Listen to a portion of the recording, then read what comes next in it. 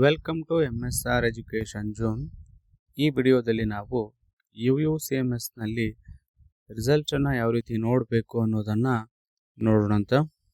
ಮೊದಲಿಗೆ ನಿಮ್ಮ ಬ್ರೌಸರ್ನಲ್ಲಿ UUCMS ಅಂತ ಟೈಪ್ ಮಾಡಿರಿ.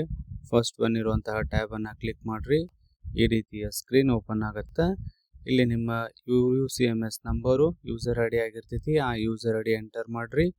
ಪಾಸ್ವರ್ಡ್ ಎಂಟರ್ ಮಾಡಿ ಕ್ಯಾಪ್ಚಾ ಹಾಕಿ ಲಾಗಿನ್ ಮೇಲೆ ಕ್ಲಿಕ್ ಮಾಡಿರಿ. ಈ ರೀತಿಯಾದಂತಹ ಟ್ಯಾಬ್ ಓಪನ್ ಆಗುತ್ತೆ.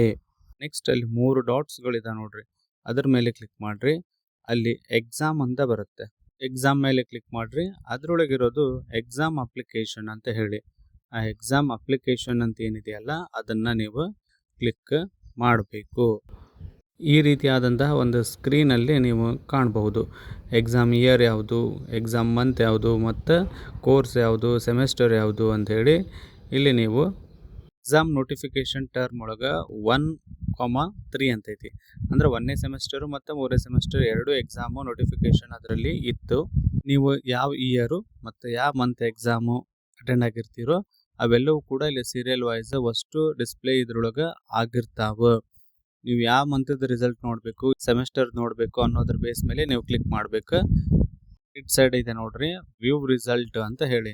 ಆ ವ್ಯೂ ರಿಸಲ್ಟ್ ಮೇಲೆ ನೀವು ಕ್ಲಿಕ್ ಮಾಡಿದ್ರೆ ಈ ರೀತಿಯಲ್ಲಿ ನಿಮ್ಗೆ ತೋರಿಸ್ತೈತಿ. ಟರ್ಮ್ ಸೆಮೆಸ್ಟರ್ ಇದ್ದಲ್ಲಿ ನೀವು 1 ಇದ್ರೆ 1 ಅಂತ ಮಾಡಬೇಕು, 3 ಇದ್ರೆ 3ನೇ ಸೆಮೆಸ್ಟರ್ ಮಾಡಬೇಕು. ನಿಮ್ದು ಯಾವ ಸೆಮೆಸ್ಟರ್ ಇರುತ್ತೋ ಅದನ್ನು ಸೆಲೆಕ್ಟ್ ಮಾಡಿ ವ್ಯೂ ಮೇಲೆ ಕ್ಲಿಕ್ ಮಾಡಬೇಕು. ವ್ಯೂ ಮೇಲೆ ಕ್ಲಿಕ್ ಮಾಡಿದ್ರಿ ಅಂದ್ರೆ ಈ ರೀತಿಯಲ್ಲಿ ನಿಮ್ದು ರಿಸಲ್ಟ್ ಶೀಟ್ ತಳಗಡೆ ತೋರಿಸದಿರೋ ರೀತಿಯಲ್ಲಿ ಓಪನ್ ಆಗತ್ತೆ.